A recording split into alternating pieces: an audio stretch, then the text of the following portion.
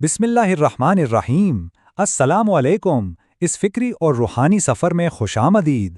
آج کے اس خاص تجزیے میں ہم حضرت جی تابش کمال کی انتہائی گہری اور آزاد نثری نظم خوابزار کے پار کی روحانی تشریح کرنے والے ہیں۔ یہ معلومات اسپرچول یونیورسٹی آف پاکستان کے تعاون سے پیش کی جا رہی ہے۔ تو دیکھیے، آج ہم علم اور آگاہی کے ایک ایسے سمندر میں اترنے والے ہیں جو بظاہر تو محض الفاظ کا مجموعہ لگتا ہے، لیکن یقین جانیں اس کی گہرائی سیدھی انسان کی روح میں جا کے اترتی ہے۔ یہ کلام محض شاعری نہیں ہے، بلکہ یہ زمانہ اور روحانی رنگ لیے انسان کے مادی وجود کو پوری طرح جھنجھوڑ کر رکھ دیتا ہے، تاکہ اسے اس کی اصل حقیقت سے روشناس کرایا جا سکے۔ ہم سیدھا ان کے اصل مسودے کی طرف چلیں گے تاکہ اس کلام کی اصل روح اور اس کے پیغام کو بالکل قریب سے محسوس کر سکیں۔ آئیے سیدھا اس کلام کے اندر چلتے ہیں۔ آغاز میں ہی مادی دنیا کی بے حسی اور سرد مہری کا ایک ایسا کمال اور طاقتور خاکہ کھینچا گیا ہے کہ انسان دنگ رہ جاتا ہے۔ ذرا ان الفاظ پر غور کریں۔ یہ زمستاں کی بے ماں شب، یعنی سردیوں کی وہ طویل ٹھٹھرتی ہوئی رات جس میں چاند کی کوئی روشنی، کوئی رہنمائی سرے سے موجود ہی نہیں۔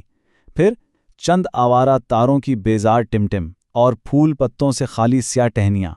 یہ دراصل ایک ایسا کینوس ہے جہاں زندگی بظاہر بالکل منجمد ہو چکی ہے۔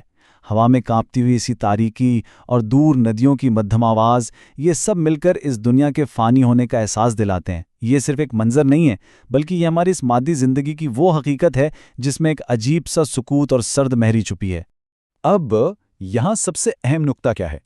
اس پوری نظم کی جان اور اس کا مرکزی محور دراصل ایک ہی جملہ ہے جو بار بار گونجتا ہے: تم نہیں بھولتے۔ پہلی نظر میں شاید ایسا لگے کہ شاعر کسی انسان سے مخاطب ہے، لیکن اگر ہم اس کی روحانی گہرائی میں جائیں تو یہاں تم سے مراد ہماری اندرونی روح ہے، وہ روح جو ازل سے سب جانتی ہے۔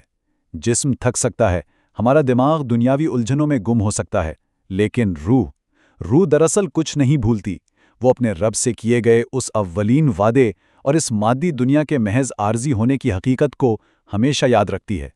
یہ جملہ غفلت میں سوئے ہوئے انسانی وجود کے لیے ایک زبردست روحانی جھٹکا ہے، اور یہ استعارے شاندار طریقے سے واضح کرتے ہیں کہ کس طرح وقت کا پہیہ اس مادی دنیا کو اپنے شکنجے میں لیے ہوئے ہے۔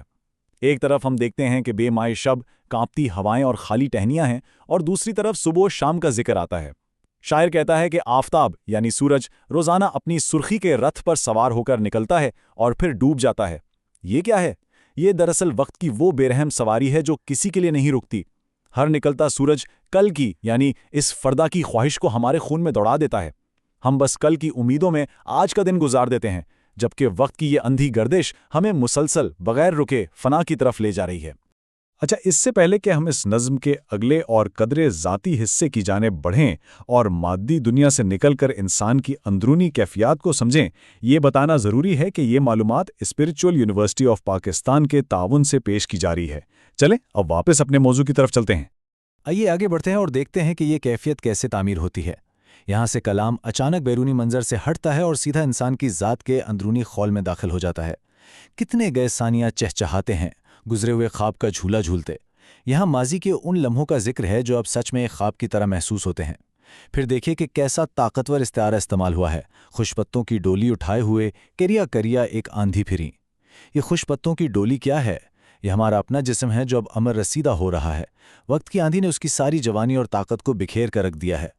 اور پھر یہ الفاظ: صاف شفاف چہرہ چٹکنے لگا۔ یہ مادی حسن کے زوال اور فنا کے اس اٹل قانون کی کیسی سچی اور تلخ تصویر کشی ہے۔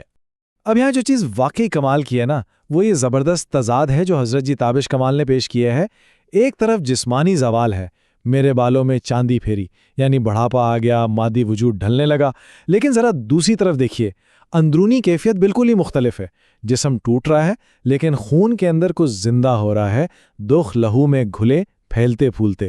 یہ دکھ کوئی دنیاوی دکھ نہیں ہے، بلکہ یہ وہ روحانی کرب ہے، وہ اصل سے ملنے کی تڑپ ہے جو روح محسوس کرتی ہے۔ جیسے جیسے یہ جسمانی خول کمزور پڑتا ہے روح بیدار ہونے لگتی ہے، مادی آنکھوں کی روشنی کم ہوتی ہے تو روحانی بصیرت پھیلنے لگتی ہے۔ فنا کے اندر بقا کا اس سے خوبصورت تصور شاید ہی کوئی ہو۔ کلام کے بالکل اختتام پر شاعر ایک بار پھر وہی جملہ دہراتا ہے، مگر اس بار ایک عجیب سی شدت کے ساتھ: تم بھلاتے نہیں بھولتے۔ اور بس یہی وہ مقام ہے جو ہمیں آج کی اس تشریح کے سب سے گہرے سوال کی طرف لے آتا ہے۔ جب یہ جسم مٹی ہونے کی طرف تیزی سے گامزن ہے اور وقت کا رتھ ہمیں روندتا ہوا آگے نکل رہا ہے، تو ہماری روح کو آخر کیا یاد ہے؟ وہ کون سی ابدی سچائیاں ہیں جنہیں روح کسی بھی قیمت پر بھولنے کو تیار ہی نہیں؟ یقین مانے یہ نظم محض شاعری نہیں، یہ بیداری کی ایک اذان ہے۔ یہ ہمیں یاد دلاتی ہے کہ ہم صرف یہ گوشت پوست کا جسم نہیں ہیں جو ایک دن چٹخ کر بکھر جائے گا، بلکہ ہم ایک ایسی ہستی ہیں جس کی اصل اس خوابزار یعنی اس دنیاوی وہم کے بالکل پار ہے۔ اس کلام کی یہ تشریح یقیناً ہم سب کو اپنے وجود کے اصل مقصد پر ایک بار پھر گہرائی سے غور کرنے کی دعوت دیتی ہے۔ یہ معلومات اسپریچول یونیورسٹی آف پاکستان کے تعاون سے پیش کی جا رہی ہے۔ اللہ حافظ۔